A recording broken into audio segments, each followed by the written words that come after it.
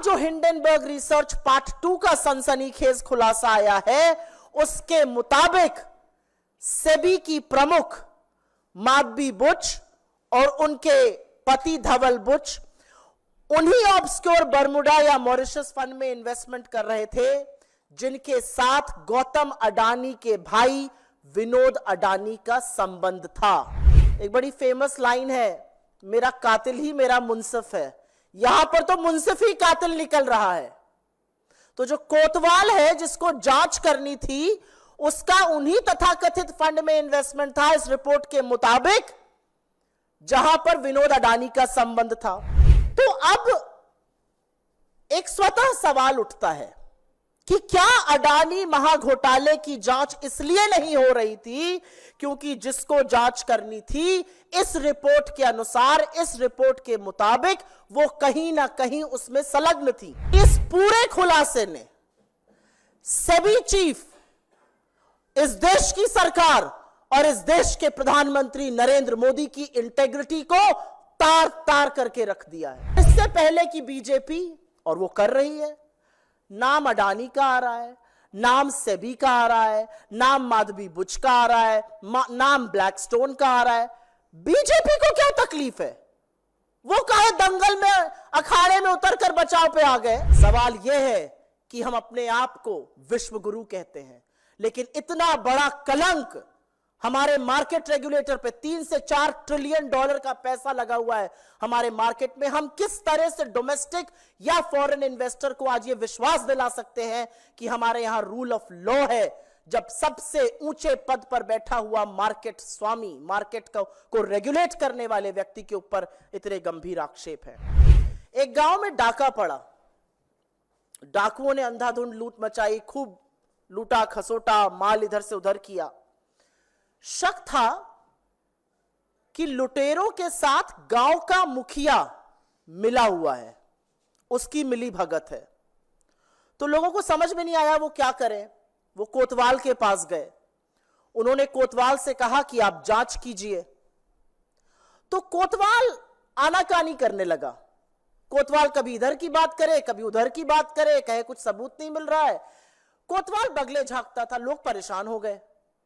फिर एक दिन सुबह सुबह पता चला कि लूट का माल तो कोतवाल के घर भी जा रहा था।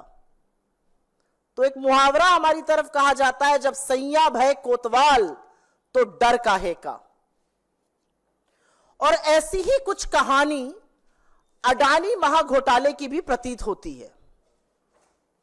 अडानी महाघोटाला सामने आया, ऑफशोर फंडिंग का मामला सामने आया, स्टॉक मैनिपुलेशन के चार्जेस लगे। हिंडनबर्ग ने चार्ज लगाया कि कैसे ऑफशोर से पैसा आता था, स्टॉक मैनिपुलेशन होता था, कैसे राउंड ट्रिपिंग हो रही थी। ये सारे चार्जेस हिंडनबर्ग ने लगाए। तो इसकी जो जांच है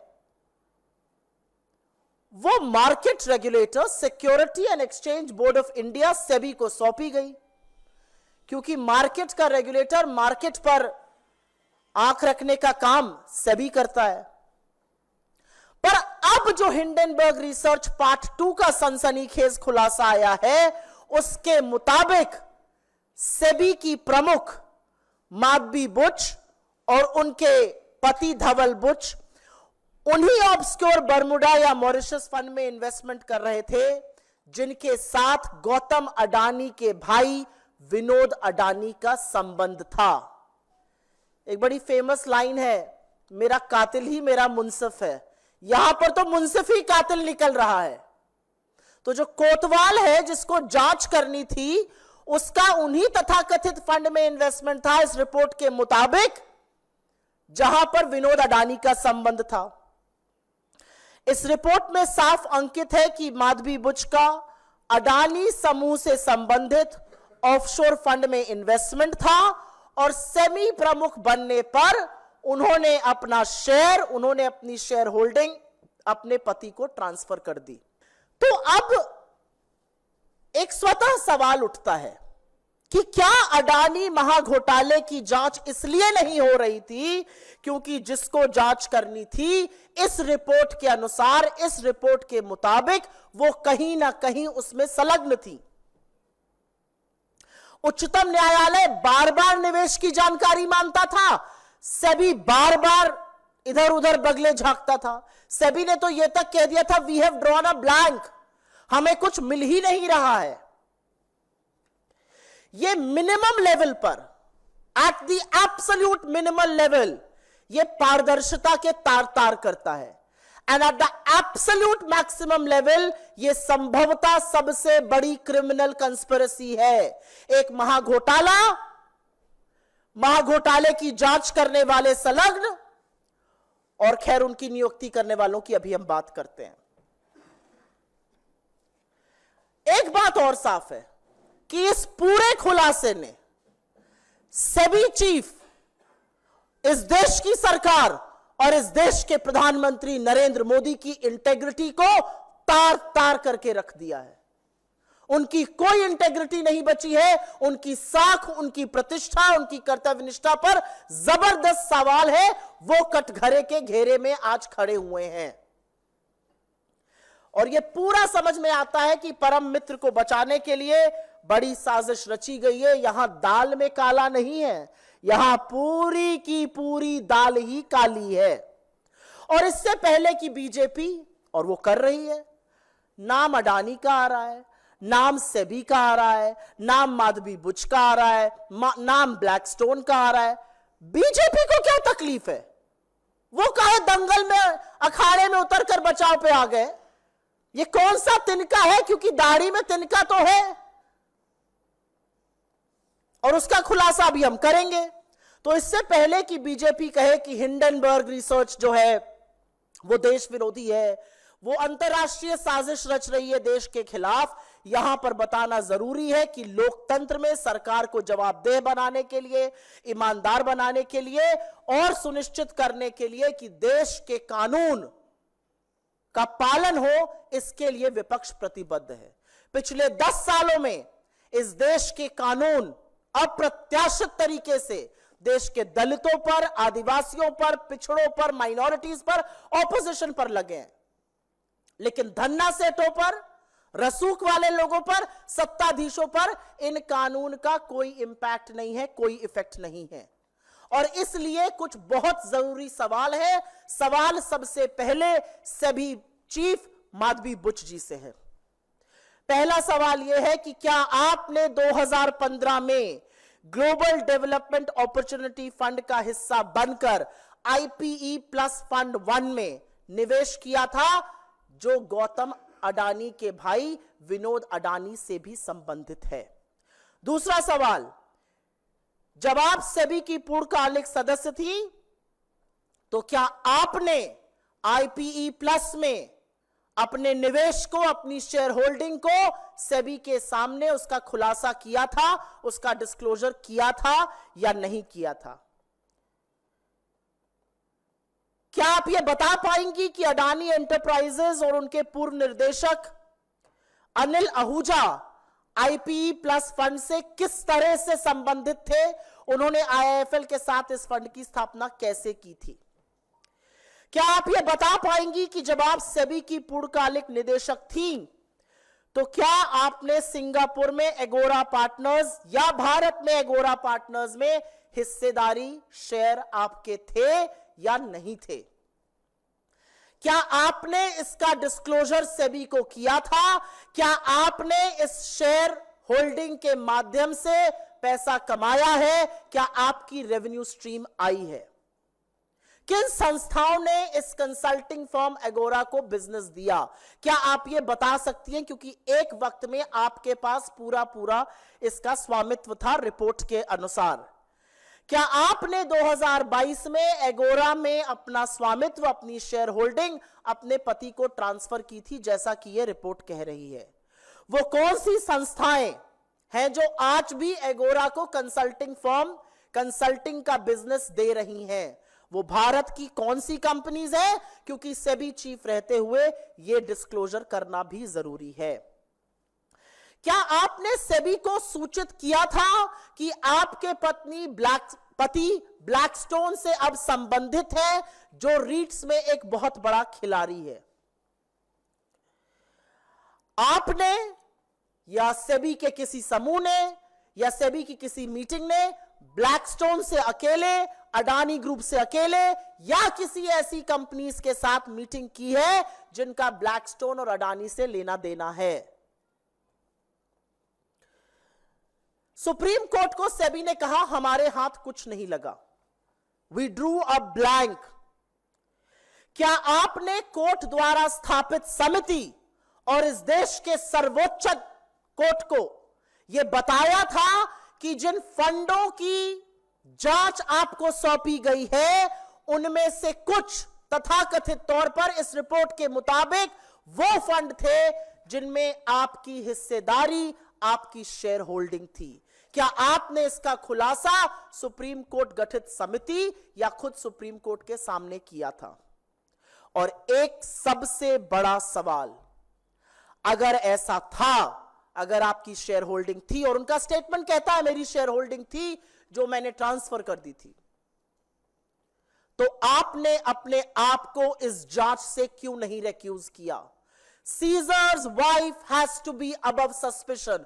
आप कैसे उन फंड की जांच करती रही, अगर करती रही, जिनमें आपका कभी निवेश था, आपके पति उसे संलग्न है? यह कैसे हो सकता है? आपने अपने आप को इस जांच से अलग क्यों नहीं किया, अगर नहीं किया? और क्या इतने गंभीर आरोपों से घिरे रहने के बाद आप सेबी के पद पर, सेबी के सर्वोच्च पद पर, इस देश की शेयर मार्केट की रेगुलेटर बनी रह सकती हैं या आपको तत्काल प्रभाव से बर्खास्त कर देना चाहिए? यह सवाल सेबी चीफ से है। लेकिन अब सवाल सरकार से है। क्या प्रधानमंत्री नरेंद्र मोदी के संरक्षण के बगैर यह जो तथाकथित मिलीभगत है अडानी और सेबी की, यह हो सकती थी? इस सवाल का जवाब सरकार को देना पड़ेगा। क्या सरकार के सामने यह तथ्य थे कि आपकी सेबी चीफ, जिसको आपने सेबी चीफ अपॉइंट किया है, जिस समूह की वो जांच कर रही है, उस समूह में तथाकथित तौर पर उसके इन्वेस्टमेंट्स थे? क्या यह बिना नरेंद्र मोदी की जानकारी के, बिना उनके संरक्षण के संभव है? क्या नरेंद्र मोदी अपनी मार्केट रेगुलेटर के इतने बड़े घपलाबाजी में संलग्न आरोप पर अब अपनी चुप्पी बरकरार रख सकते हैं या उनको बोलना चाहिए? क्या जो सरकार लगातार अडानी समूह पर लगे आरोपों पर पर्दा डाल रही थी और अब जब पता चल रहा है कि जांचकर्ता भी संभवतः इसमें संलग्न है, क्या वो इस घोटाले की निष्पक्ष जांच कर सकते हैं? सत्ता के गलियारों में पिछले कुछ सालों से, 10 सालों से फुसफुसाहट थी और अब वो हुंकार है। और फुसफुसाहट ये थी कि सरकारी अफसरों, रेगुलेटर्स, संभवतः न्यायपालिका के चयन में, नियुक्ति में गौतम अडानी का बढ़ता हुआ भयंकर वर्चस्व है। तो सवाल यह है कि क्या गौतम अडानी की भूमिका थी माधवी बुच जी को सेबी चीफ अपॉइंट कराने की? आखिर पिछले 10 सालों में अडानी जी इतने शक्तिशाली कैसे हो गए? सवाल यह है कि शेयर मार्केट के रेगुलेटर ने अपनी विश्वसनीयता खो दी है, तो अब छोटे छोटे इन्वेस्टर की सुरक्षा कौन करेगा? सवाल यह है कि इतने गंभीर आरोपों के बाद अगर कल और संभवतः ऐसा होगा, मार्केट गिरता है, तो लाखों करोड़ों का जो स्वाहा होगा छोटे इन्वेस्टर का, उसके जिम्मेदार प्रधानमंत्री मोदी, गौतम अडानी और सेबी प्रमुख माधवी बुच क्यों नहीं कहे जाएंगे? सवाल यह है कि हम अपने आप को विश्व गुरु कहते हैं, लेकिन इतना बड़ा कलंक हमारे मार्केट रेगुलेटर पे, 3 से 4 ट्रिलियन डॉलर का पैसा लगा हुआ है हमारे मार्केट में। हम किस तरह से डोमेस्टिक या फॉरेन इन्वेस्टर को आज ये विश्वास दिला सकते हैं कि हमारे यहां रूल ऑफ लॉ है, जब सबसे ऊंचे पद पर बैठा हुआ मार्केट स्वामी, मार्केट को रेगुलेट करने वाले व्यक्ति के ऊपर इतने गंभीर आक्षेप है? एक बहुत बड़ा सवाल, यह पूरा मामला सुप्रीम कोर्ट पहुंचा था। सुप्रीम कोर्ट ने समिति गठित करी थी, उस समिति ने जांच करी थी। आज सवाल यह है कि क्या उस समिति के सामने क्या उच्चतम न्यायालय के सामने the highest constitutional court of the country, Hindenburg research में जो चौंकाने वाले आक्षेप, जो चौंकाने वाले तथ्य, जो चौंकाने वाले आरोप, जो गंभीर आरोप सामने आए हैं, जो कॉन्फ्लिक्ट ऑफ इंटरेस्ट सामने आया है, जो शेयरों का स्वामित्व सामने आया है, क्या इसके बारे में सुप्रीम कोर्ट को अवगत कराया गया था या सुप्रीम कोर्ट को भी बाकी देश की तरह अंधेरे में रखा गया? असलियत यह है कि यह हमारे संस्थानों की विश्वसनीयता पर बहुत बड़ा सवाल उठाता है, और असलियत यह भी है कि इतने गंभीर आक्षेप लगने के बाद हम उच्चतम न्यायालय से, the highest court in the country, the highest constitutional court in the country से अपील करते हैं कि वो स्वतः संज्ञान लें, इस मामले की जांच करें, क्योंकि यह भारत की फाइनेंशियल व्यवस्था पर सवाल खड़े कर रहा है।